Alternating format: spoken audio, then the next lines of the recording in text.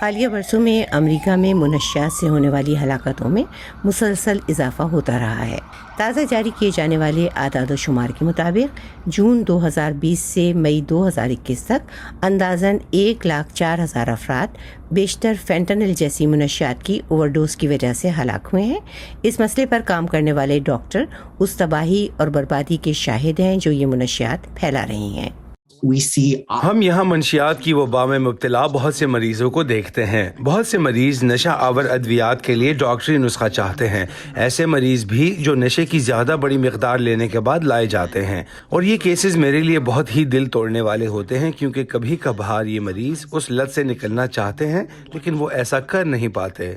Synthetic منشیات کو تیار کرنا مقابلتاً آسان اور سستا ہوتا ہے، اور یہ اس وقت سب سے زیادہ ہلاکت خیز بن جاتی ہیں جب انہیں استعمال کرنے والے کو صحیح طور پر علم ہی نہیں ہوتا کہ ان منشیات میں ہے کیا۔ مثال کے طور پر فینٹنل کی ایک بہت ہی چھوٹی ڈوز کو جب ہیروئن کے ساتھ ملایا جاتا ہے تو اس سے اوور ڈوز کا امکان کہیں زیادہ بڑھ جاتا ہے۔ ایسی تقریباً تمام منشیات امریکہ سے باہر تیار کی جاتی ہیں۔ یہ زیادہ تر چین سے آتی ہیں، پھر میکسیکو کے راستے امریکہ پہنچتی ہیں۔ کووڈ-19 کی عالمی وبا کی وجہ سے منشیات کا بحران مزید بگڑ گیا ہے۔ گروپس ریکور ٹوگیدر نامی تنظیم امریکہ کی 15 ریاستوں میں کام کر رہی ہے، جو مریضوں کو اس لت سے نکلنے کے لیے مدد فراہم کرتی ہے۔ جوہانا ریاست انڈیانا میں منشیات سے بحالی کے پروگرام کا حصہ ہے، اور گروپس ریکور ٹوگیدر نامی پروگرام میں حصہ لینے والے 10,000 مریضوں میں سے ایک ہیں۔ I lost my sister.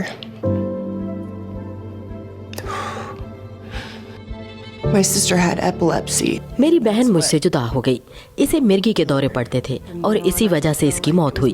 اس کے بعد مجھے ایسا لگتا تھا کہ یہ سب کچھ میری غلطی ہے اور شاید منشیات میرا یہ درد دور کر سکتی ہے، اور میں ہائی ہونا چاہتی تھی۔ جس جذبے نے مجھے اس لت سے نکالا وہ میری بیٹی تھی۔ میں اسے واپس لینا چاہتی تھی۔ وہ میری بہتر ہونے کی خواہش کی وجہ تھی۔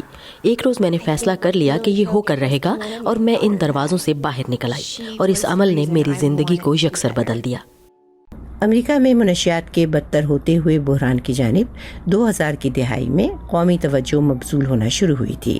2017 میں اس وقت کے صدر ڈونلڈ ٹرمپ نے منشیات کے بحران کو صحت کی ایک ہنگامی صورتحال قرار دیا۔ گزشتہ برس دسمبر میں صدر بائیڈن نے بھی اسے ایک نیشنل ایمرجنسی سے تعبیر کرتے ہوئے امریکہ کے محکمہ خزانہ کو ایسے غیر ملکی افراد کے خلاف تعزیرات عائد کرنے کی کھلی آزادی دی جو غیر قانونی منشیات اور دیگر ڈرگز کی عالمی تجارت میں ملوث ہوں۔ اس کے ساتھ ہی امریکی میڈیکل کمیونٹی بھی ایسے افراد کی مدد کے لیے متحرک ہو گئی جو پہلے سے نشے کی لت کا شکار ہیں۔ ہم نے کلینکس کا ایک نیٹ ورک تشکیل دیا۔ ایک بار مریضوں کا معائنہ کرنے کے بعد ہم انہیں کاؤنسلنگ، گروپ تھراپی یا جس کسی بھی انہیں لت سے نکلنے میں کامیابی حاصل کرنے کی ضرورت ہو اس کے لیے ان میں سے کسی کلینک میں بھیجتے ہیں۔ منشیات کی لت اور اس کے بحران کے خلاف کام کرنے والے کمیشن کا کہنا ہے کہ امریکہ کو ہر سال منشیات کی اوور ڈوز کی قیمت $1 ٹریلین کے لگ بھگ ادا کرنی پڑ رہی ہے، اور یہ عوام کی صحت، قومی سلامتی اور امریکی معیشت کے لیے ایک واضح خطرہ ہے۔ لیلیا انیسمووا کے ساتھ شہناز عزیز، وائس آف امریکہ۔